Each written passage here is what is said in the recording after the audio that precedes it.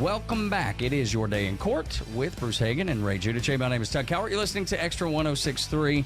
You know, the other night I saw a great ad, and it was this cartoon general driving down the street, and there was a man that I recognized that used to record a podcast in this building by the name of Shaquille O'Neal, and he was hawking insurance. And I imagine that people like Shaquille O'Neal, and they probably, because of that, thought, well, wonder if I could save a little bit on my insurance.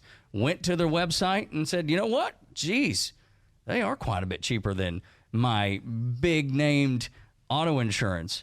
But is it a good idea to make that decision at, maybe 2 in the morning? Well, here's the thing that I see is over the years, folks have been buying homeowners and automobile insurance online, and all that computer is doing is finding you the cheapest coverage. It's not explaining the coverages to you.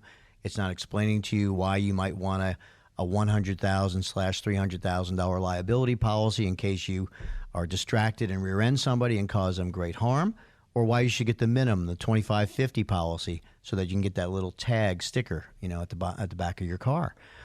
Used to be everyone had an insurance agent. You had your daddy's insurance agent or somebody through the church or the synagogue or the PTA.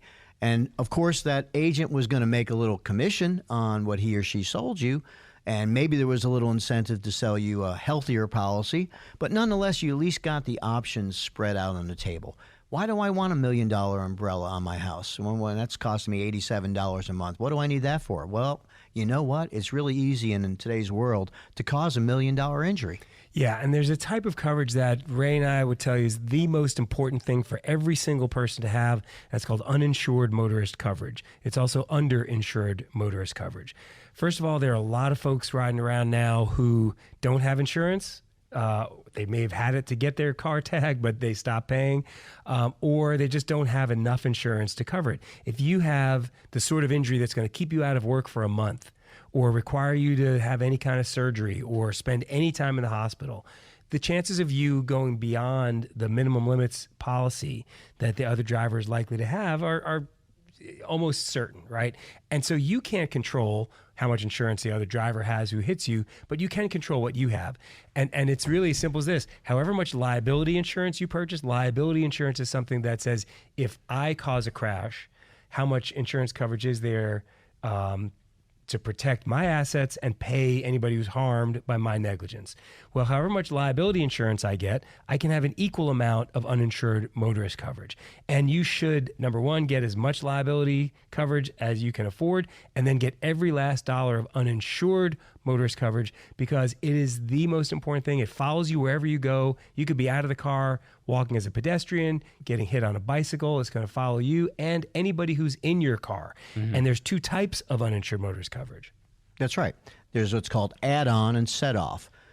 What I find amongst my clients that ask me about this is, well, why should I cover this bum who's either got no insurance because he's got 3 DUIs, or he's got the minimum policy because he's a 19-year-old kid driving a 12-year-old car?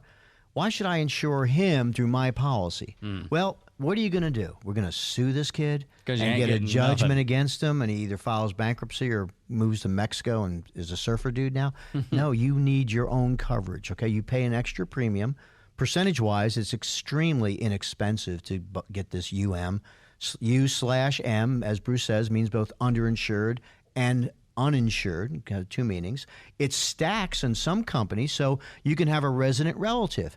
If you've got your mother-in-law living with you and she's got a $1 million UM policy with USAA, a great company, and you get hit by an uninsured driver, her policy as a resident relative stacks on top of yours. But what people are doing now, and this is a terrible trend, they're getting what's called SetOff instead of AddOn. Okay, so what does that mean? Somebody rear-ends me, and I've got a herniated disc, L4, L5, and I need a fusion, and that's going to cost $80,000, going to be out of work for 5 months. Okay, so I've got a good case. I need compensation, man. I got to pay the mortgage, right? Well, the kid that hit me has got a $25,000 policy, and that insurance company tenders it to me immediately. Here's our money, take it. Here's your $25,000. Well, now I turn to my UM policy with a good company, and I've got what's called AddOn. So I've got $100,000 in AddOn UM. So I now have the $25,000 policy of liability coverage from the kid that hit me, and $100,000 from my company. Okay, so it's $125,000. Maybe that's not enough compensation, but at least At least. at least it pays the bills. And by the way, as Bruce will attest, these type of settlements are tax-free because they're compensation, not income. They're income to the lawyer who takes their percentage. All right, now what people are doing, though, is they're getting what's called SetOff. Same hypothetical. Rear-ended, bad injuries, $25,000 liability policy that's tendered to me. I turn to my company, say, yeah, you've got $100,000 in underinsured, but you did SetOff, so now it's only $75,000. Right. And why are they getting the SetOff? Because there's nobody to explain it to them, the difference really between one or the other. And all they see is that, oh, this one's $100 less, I'll get the one that costs less. Yeah, of course. And so, look, if Shaq told me to buy something, I'm going to buy it, right?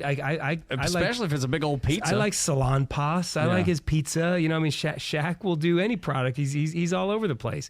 But when it comes to the particular insurance company that he endorses, they write the worst policies out there. They only do minimum limits coverage. They insure the worst drivers on the road because they'll insure anybody. And they do it cheaply because they know that, we're insuring the worst people. We're only doing the minimum limits policy. If they cause a major screw up, which they will, we pay our $25 and we walk away. And so if you're listening to this and you are not immediately looking at your insurance policy to see how much uninsured motorist coverage do I have, what can I do to get more, you're making an enormous mistake, taking a huge risk for you and your entire family, because it's the only way you can protect yourself adequately and know that if something happens to me, there's coverage here. Let me just say one other thing. If you have an umbrella policy, Ray mentioned that before, an umbrella policy says that this is an excess liability policy. So let's say I make a mistake behind the wheel and I knock a busload of visiting cardiac surgeons off of a bridge and they all get killed. Oh my. There's this big policy here, the umbrella policy, to cover a massive loss like that, right? Well, under an umbrella policy, you can also get uninsured motorist coverage under there. What do you have to do? You just have to ask for it. It doesn't cost much because it's very unlikely that you're going to have a claim that big.